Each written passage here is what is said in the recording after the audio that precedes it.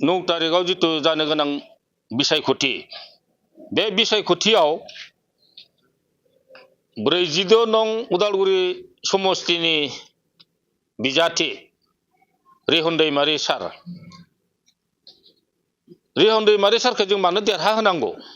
मानो होनब्ला बिपिएफ दाजेननायनिफ्रायनो जोंहा रिहन दैमारि सारा कुनु मोनसे राजनीतिकआव बारला बारसे खामालाखासिनो बर' समाजखौ दैदेनबोनाय बिटिसि सरकार गायसनजेननायनिफ्राय बिटिसिखौ रैखाथि होनानै दैदेनबोनाय सासे गुन गोनां रोंगौथि गोनां सासे बिथाङा जोंनि गेजेराव बिजाथि हिसाबै गसंनानै दोङो थांनाय बारावबो बिथाङा बिपिएफनि जानानै खननै केबिनेट मन्त्रि मोनखांबाय आरो एबारावबो जोङो बिथांखौ केबिनेट मिनिस्टार मोननायनि जयग दङ हिसाबै जोङो उदालगुरि बिजाथिनिफ्राय रिहन दैमारि सारखौ गोबां फुदाव देरहा होनानै जों आखबार मन्त्रि बिबानाव मोनहोनो थाखाय जोङो सापर्टार हिसाबै उदालगुरि बिजाथिनि सिङाव थानाय साफ्रोमबो रायजो राजा आइ आफा बिदा फंबाय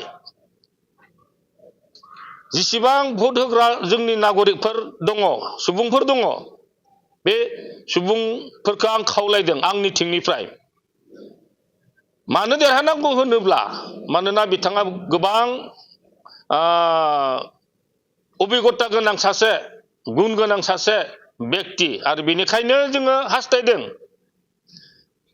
सासे गोदान व्यक्तिया हायोबोला बे राजनीतिकआव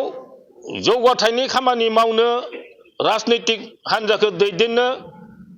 सोलोंनायावनो अन्तत 3 बोसोर 4 बोसोर थांखायो अब्ला डेभेलपमेन्टनि मा खामानि मावनो बिनिखाय जाया जोंनि खम समयनि गेजेराव एक्सपिरियेन्स गोनां लिडार जों बे लिडारखौ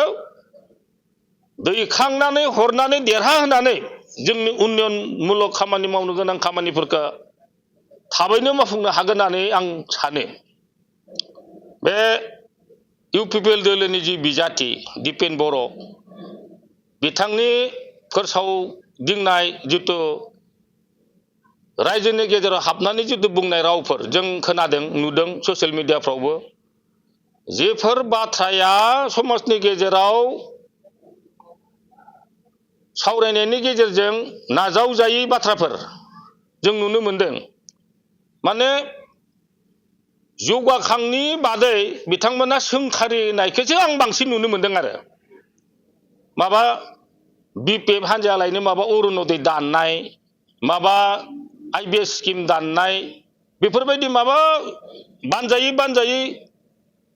मिसुलिया खौरांजों माने बुंनानै रायजोफोरखौ गोसो सोलायहोनो माने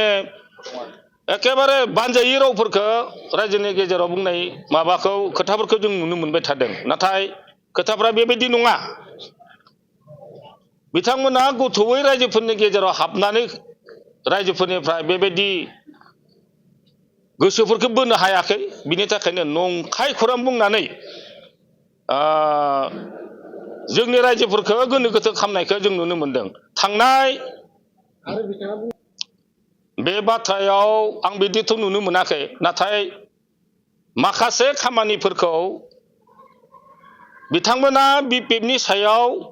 आसिला लानानै माबाफोर बिपिएफआ बांद्राय बिथांमोननि सायाव माबाफोर गाज्रि नाजानायजों माबाफोर खामानि दाय गोनां मावनानै लागोन नामा बेबायदि दायाव बिथांमोना जोंनि बिपिएफ दोलोनि हान्जाफोरखौ जायगा जायगा सुथा लाबाय थानायखौ जों नुनो मोनदों नाथाय जों बिपिएफ दोलोनि मानसिफोरा माने बेबायदि मा होनो गुबुंले थासारिजों भट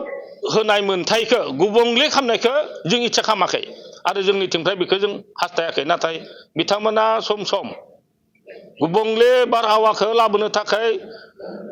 गुबुन गुबुन आदब खायदाजों जोंनि बे गोजोन थासारिखौ माने गुबुंले खालामनायावखौसो आं बिथांमोननि माबाफोरखौ नुनो मोनदों आरो